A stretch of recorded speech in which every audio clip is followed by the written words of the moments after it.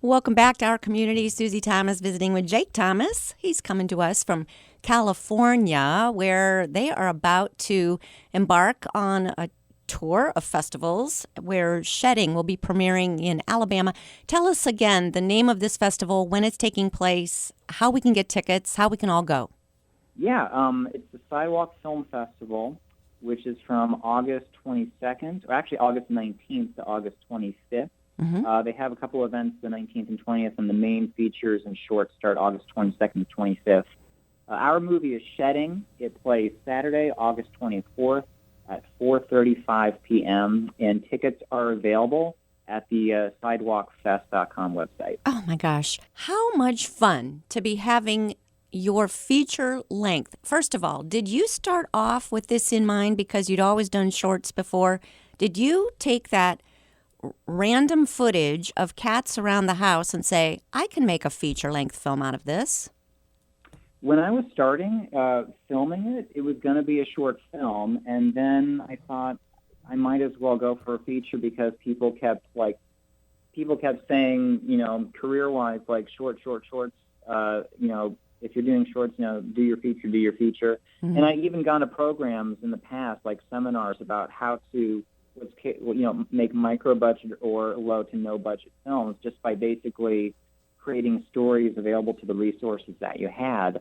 And so I thought, okay, I'll do a feature based on this. And so it just kind of developed from there. And essentially, like, when I was in college and school, I'd made, like, short films every year for a film festival at Malone University. And those would be about 15 minutes. So I thought, okay, great. If I make five, just in the mindset, make 5 or 6 15-minute short films, but they all just happen to be about the same characters, that's a feature film. So that's how I was able to break it down mentally and get that done. Then it doesn't seem so overwhelming. Exactly. Yeah, just bit by bit. I asked you about actor input when we were talking about your short. Let's talk about with this one, with Shedding. Was there an opportunity, obviously not with the real cat, but with your actors? Do you have a chance for them to have input as well and shop this script around for other people's input? Again, putting the ego aside and letting other people say, ooh, I like this, maybe you want to add this. How did that work? Oh, yeah. So, like, when I finally had, like, a script in place with the human performers, like, we talk about it, we read through it, and even on set, I love hearing people's suggestions as far as saying, like, if I maybe should include, like, some, like, small sentence here that maybe sketches out a little bit of their history a little bit more or their personality a little bit more. I was like, great, yeah, let's try it. And it was nice with our shooting format. We shot digitally, and so we could experiment quite a bit with different styles of takes, different angles, and, budget-wise, it wouldn't really affect us at all. So there were lots of times where we would, like, do the scripted things, and then I would wait to call cut and just see what the actors would do afterwards, and that brought about some of my favorite moments. Mm-hmm. We go to film festivals. We go to student film festivals. Obviously, went to a lot of them over at Malone, and they do a great job. But there is something different when you're watching a film, an independent film, and then you watch a film.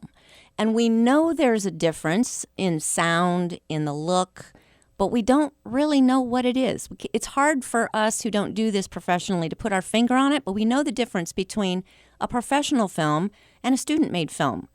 Talk to me about how you take what you've got and then give it that polished, incredible look that is a feature film.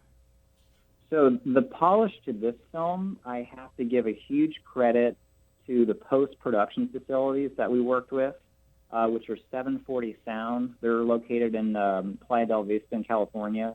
And then Vanishing Angle, which is located in Atwater Village, California.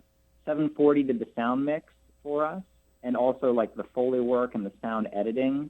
And Vanishing Angle, they did the coloring, the final coloring for it. So as we were shooting it, like, the style that we shot it was very much like a student film style as far as, like, we're shooting digitally. We're using a lot of natural light when we can, windows, all those different things.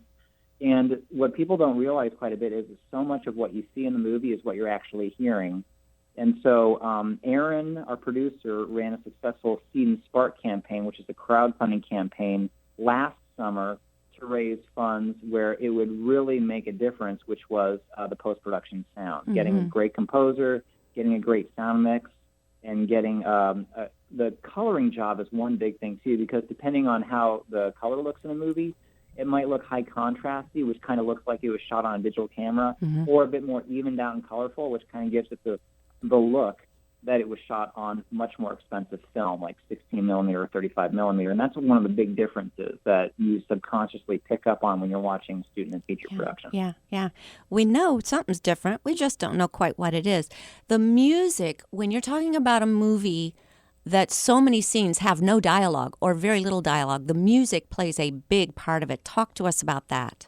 Yeah, so about 65% of this movie is scored, which is quite a bit. And a lot of that is essentially, and we found this out while we were like marking where we wanted the music to be, it was really the voice of the cat. So the music was the voice of the character who never says a single word. And interestingly enough, in scenes where he might not appear, we found the score wasn't necessary because it was really intrinsically linked to him. Wow. And so for the music, what I did was essentially like, I am a huge fan of film scores. And so while I was cutting it to kind of get a sense of rhythm for the movie, I would take like just sample tracks from other composers, put them kind of down, a lot of ambient type of music tones, a lot of electronic type of music, and kind of presented that to the composer as the type of idea of how I wanted it sounding like. He took away all that music and put in stuff that I liked better. But and so it's much original. so when it was done, I was like, I would love a mix of this, a version of this that's like iPhone friendly, so I can just put it in iTunes and listen to it in the car. And he was like, okay, so I have that. Wow. So I'm the first person that has the score in my iTunes library. Okay, and birthday hint, just saying. Coming up in September. Just saying. That's right. While you were doing this, were there any surprises, any serendipitous experiences? Serendipitous? Oh, like serendipitous with the production of it? Yes. Like, oh, that worked out really well. I have to, what it really was one of the biggest challenges was getting performances from the animals. So a lot of it was just recording things with animals in their natural habit, like just living their daily lives, and then watching that, reviewing that, and kind of just marking moments where it looked like they might be reacting to something, looking at something, and then cutting in that thing that they could be reacting to. So, like, if if a cat happens to glance over to the side real quick, and it's like, oh, looks like they're surprised or excited about something, what could that be? Well, if the cat wants to leave the house, maybe the door has been opened up and it didn't lock behind the human actor in the scene. So just putting that in, and then when you put those two together, it seamlessly looks like the cat's reacting to something that is off screen, but then the audience sees, and it gives them a sense of connect like, those dots, exactly. I know what this character's thinking now. I know what they want, and I know how they're going to go about getting it. And so you can follow that story through that point of view. One of those examples is when it's kind of looking out the window, and then a bird takes off, and we think, oh, he wants to fly. There, it's just. I love all the symbolism with the birds taking off, and then. You turned that into, did you or did Aaron turn that into the graphic that describes shedding, which I've got to say is absolutely beautiful. So tell me about that. The poster, you mean? Yes. The flock of birds flying off on the horizon and forming the face of a cat? It does. That was an idea I had, and I started working on it back while the movie was still in its early stages, and I stepped away to actually finish the film, and so she graciously took over and basically completed that poster from my idea. It's absolutely beautiful. So talk to me about the symbolism of the word itself, shedding. That was the title. We had a different title for the movie at first, and so we thought about different titles that would kind of encapsulate what it was all about. And that was one that Aaron came up with and presented with a consultant who has worked with independent films and worked with the film festival circuit. And we were like, okay, shedding. So the cat shed hair. This cat literally sheds all of his hair when he transforms, but also the human characters, there's a lot of stuff they're carrying around that kind of sheds out, or they shed it off, And so it was this idea of all these three main characters in the story undergo some sort of transformation. Couldn't be a better title. It's amazing. What are you doing next, Jake? Do you have other things cooking up in the back of your brain, or are you focusing on getting this shopped around? Yeah, well, I've been writing scripts for a long time, so I'm revising some different ones that I've been working on, and I have one that I think would work really well for also like follow-up, micro budget, no budget, even possibly shot in Ohio. Ooh.